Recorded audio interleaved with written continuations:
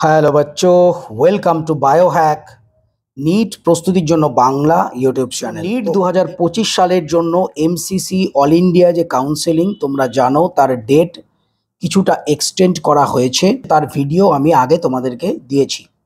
আজকে এই ভিডিওর মেন বিষয়বস্তু হলো আমাদের ওয়েস্ট বেঙ্গলের কাউন্সেলিং কবে থেকে শুরু হতে পারে এবং আমাদের ওয়েস্ট বেঙ্গল কাউন্সেলিংয়ের যে ডিলে, তার কারণটা কি।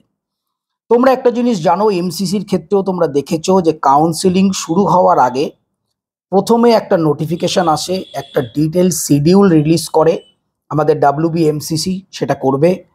তারপর কাউন্সেলিংয়ের registration, fees payment, choice filling, choice locking পরপরগুলো হবে এবং সাথে সাথে তোমাদের সিট ম্যাট্রিক্সটাও কিন্তু রিলিজ হবে। তো এইগুলো পরপর স্টেপ ওয়াইজ চলতে থাকবে।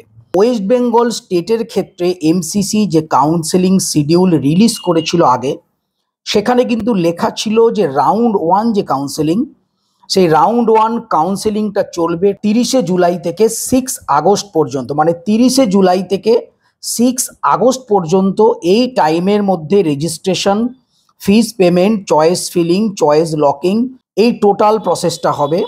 এবং লাস্ট ডেট অফ জয়েনিং, মানে কলেজে গিয়ে যে লাস্ট ডেট অফ জয়েনিং, সেইটার টাইম দেওয়া ছিল, তোমরা পাশে দেখতে পাচ্ছ 12ই আগস্ট।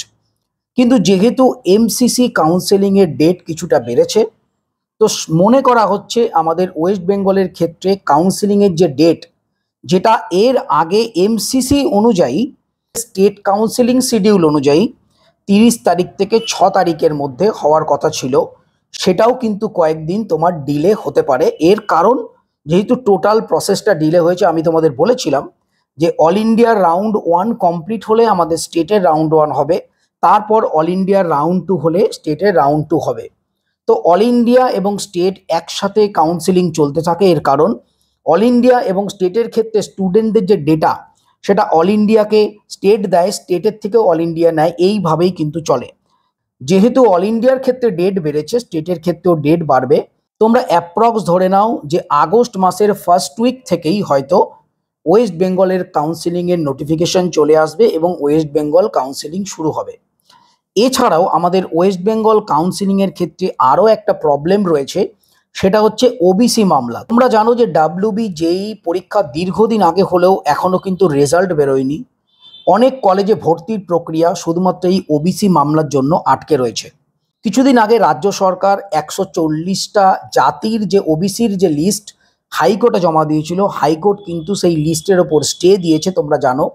এবং তার ফলে আমাদের ওয়েস্ট বেঙ্গলে ওবিসি রিজার্ভেশন এর আগে যেটা 17% ছিল, সেখান থেকে 7% এসে নেমেছে। এই স্টের এগেনস্টে রাজ্য সরকার সুপ্রিম কোর্টে অ্যাপিল করেছে। তো 28শে জুলাই সুপ্রিম কোর্টে সেই মামলাটার হিয়ারিং রয়েছে। সুপ্রিম কোর্টে হাইকোর্ট যে স্টে দিয়েছে, সেটা যদি উঠে যায়, তাহলে কিন্তু ওবিসি এ, ওবিসি বি হিসাবে রিজার্ভেশন নিটের ক্ষেত্রেও স্টুডেন্টরা পাবে।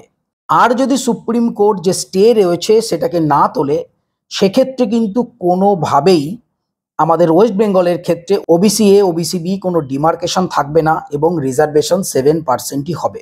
যেহেতু WBJEE রেজাল্ট এখনো ডিলে হয়েছে, বিভিন্ন যে প্রক্রিয়াগুলো এখনো বন্ধ হয়ে আছে ওবিসি মামলার জন্য, তো আমার যেটা মনে হচ্ছে এই ওবিসি মামলার জন্যও এই যে আমাদের নিট 2025-এর ওয়েস্ট বেঙ্গলের যে কাউন্সেলিং, এটাও কিছুটা ডিলে হচ্ছে।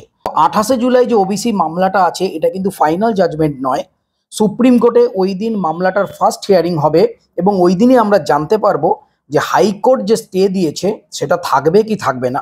সেই অনুযায়ী আশা করি WBMCC আমাদের ওয়েস্ট বেঙ্গল স্টেট কাউন্সেলিংয়ের শিডিউল রিলিজ করবে। তো যাই হোক, মোটামুটি অ্যাপ্রক্স তোমরা ধরে চলো আগস্ট মাসের ফার্স্ট উইক থেকেই আমাদের WBMCC কাউন্সেলিং শুরু হবেই। এর কারণ, না হলে অল ইন্ডিয়ার যে কাউন্সেলিং সেটাও ডিলে হবে। এছাড়াও ম্যাক্সিমাম স্টেটের কাউন্সেলিং কিন্তু প্রায় শুরু হয়ে গেছে, আমাদের ওয়েস্ট বেঙ্গলে এখনও নোটিফিকেশন পর্যন্ত আসেনি।